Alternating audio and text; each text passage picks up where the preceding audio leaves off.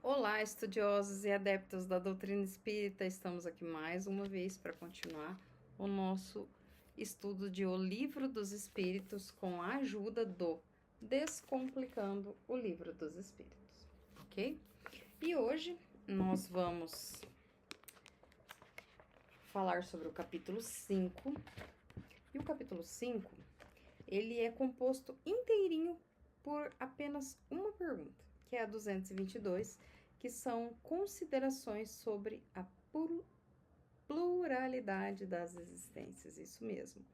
É um texto longo, são algumas páginas que foram escritas e que vão nos trazer várias elucidações sobre esse tema. E então eu vou ler para vocês o texto da Evelyn no Descomplicando o Livro dos Espíritos, em que ela vai dizer assim: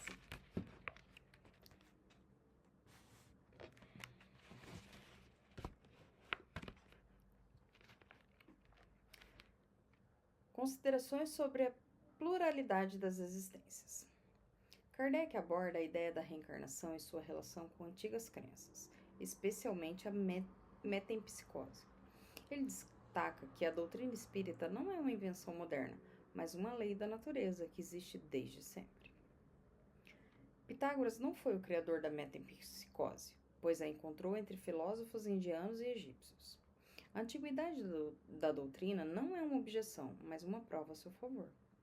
A ideia de reencarnação atravessou séculos e foi aceita por mentes notáveis, indicando que há algo sério nela.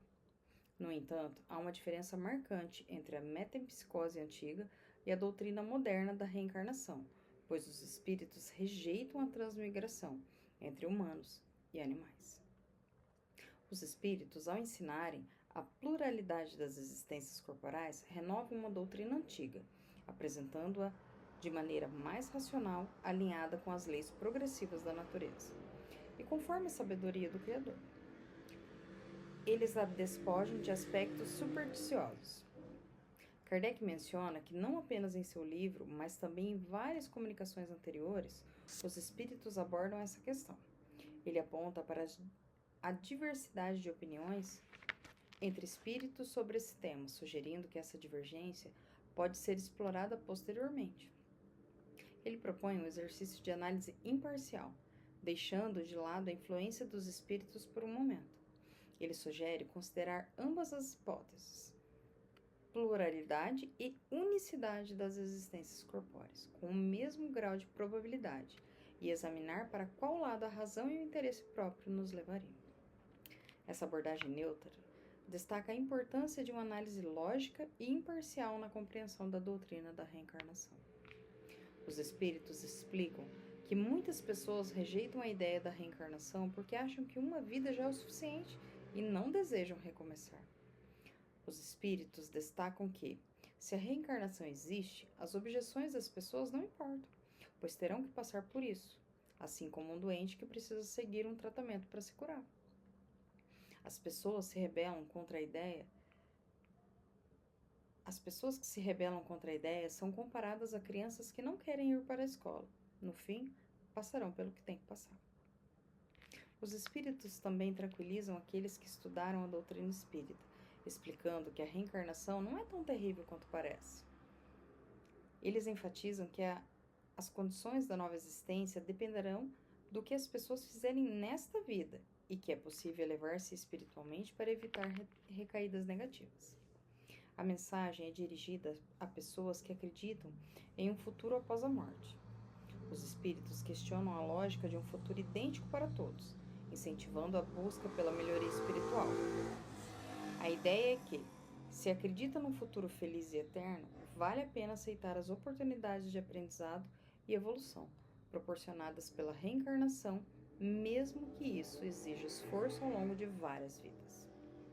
O texto apresenta ainda uma analogia usando dois industriais e seus operários para ilustrar a ideia da reencarnação. Um industrial demite um operário por um dia mal aproveitado, levando-o à miséria. O outro industrial, mais benevolente, dá uma segunda chance ao seu operário, permitindo-lhe reparar seus erros e continuar buscando uma posição melhor. A questão central é se Deus, sendo soberanamente justo e bom, impõe ao homem a obrigação de recomeçar uma série de misérias e tribulações através da reencarnação. A analogia sugere que a segunda chance dada pelo segundo industrial é mais humana do que a postura inflexível do primeiro.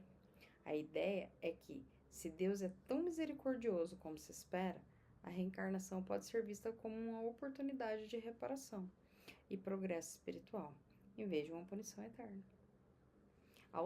O autor destaca que a perspectiva de uma chance contínua de se melhorar é mais consoladora do que uma decisão final e irrevogável. Mesmo sem afirmar categoricamente a veracidade da reencarnação, a reflexão sugere que, se os homens pudessem escolher, eles prefeririam uma possibilidade de redenção a um julgamento sem apelação. A abordagem proposta no texto convida a considerar as probabilidades e examinar o assunto sob diferentes perspectivas. Independentemente do ensinamento específico dos espíritos, a mensagem ainda ressalta a importância de ponderar a questão da reencarnação, como parte de um estudo filosófico, explorando suas implicações e possíveis benefícios.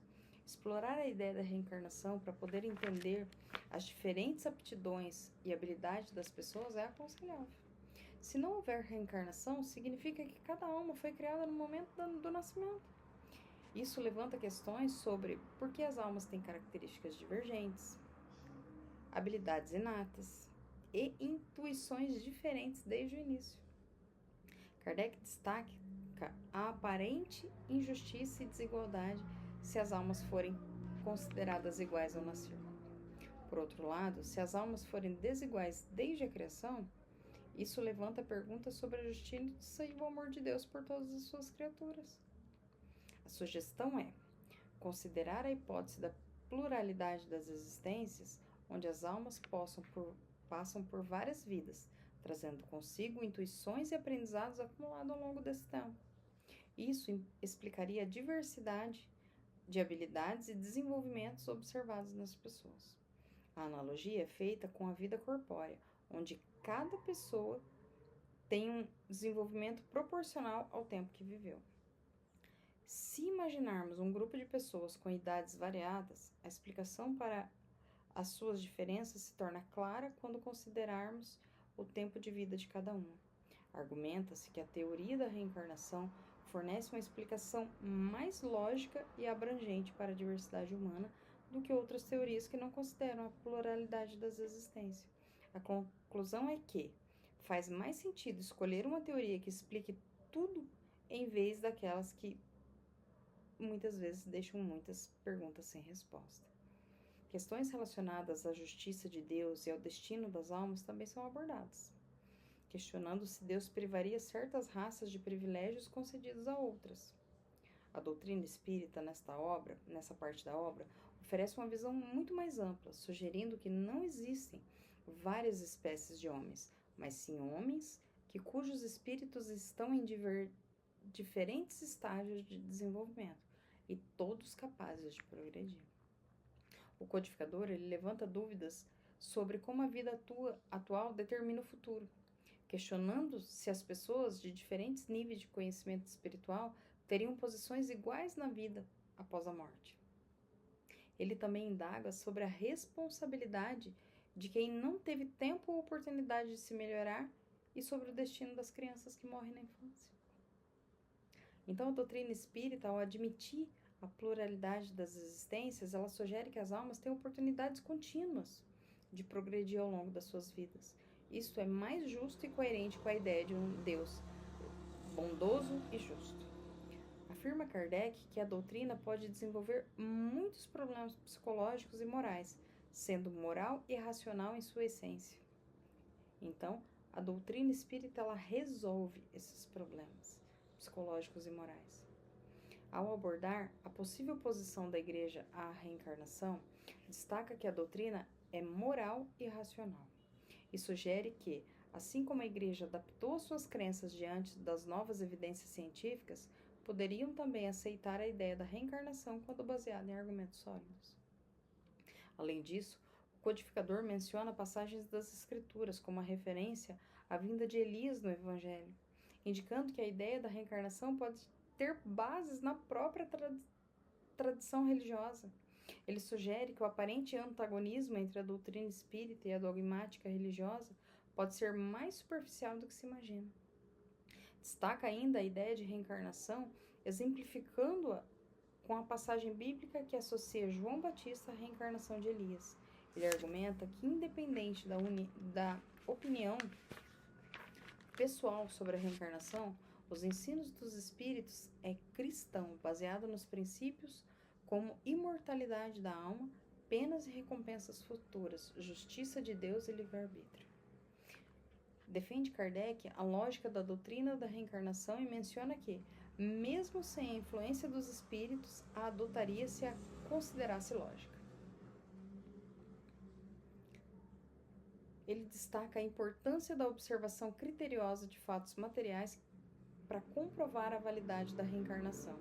Afirma que essa doutrina é a única que explica questões até então insolúveis. Ao citar palavras de Jesus no Evangelho de João, reforça a ideia da necessidade de renascimento espiritual. Ele destaca que as próprias palavras de Jesus apontam para a importância desse nascimento como algo fundamental para compreender e participar do reino de Deus. O trecho termina com uma referência à ressurreição da carne como tópico a ser explorado posteriormente. E depois de todo esse texto aqui que a Evelyn nos trouxe, a partir das considerações de Kardec, falando sobre a pluralidade das existências, eu gostaria de ler só esse finalzinho aqui que está na íntegra do Evangelho, em que ele diz assim, ó.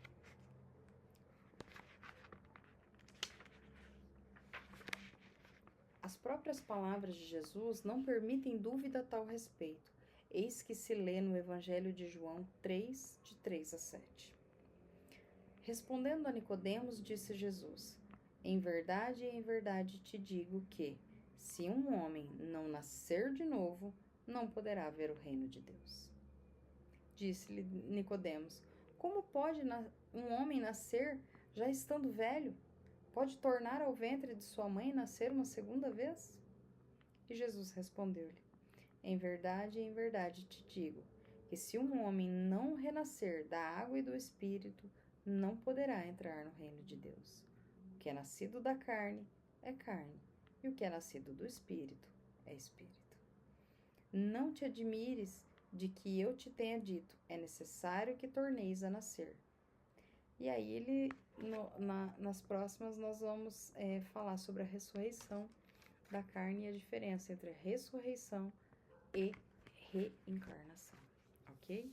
Então esse foi o nosso estudo de hoje, espero que vocês tenham aproveitado tanto quanto eu e nos vemos na próxima oportunidade. Obrigada!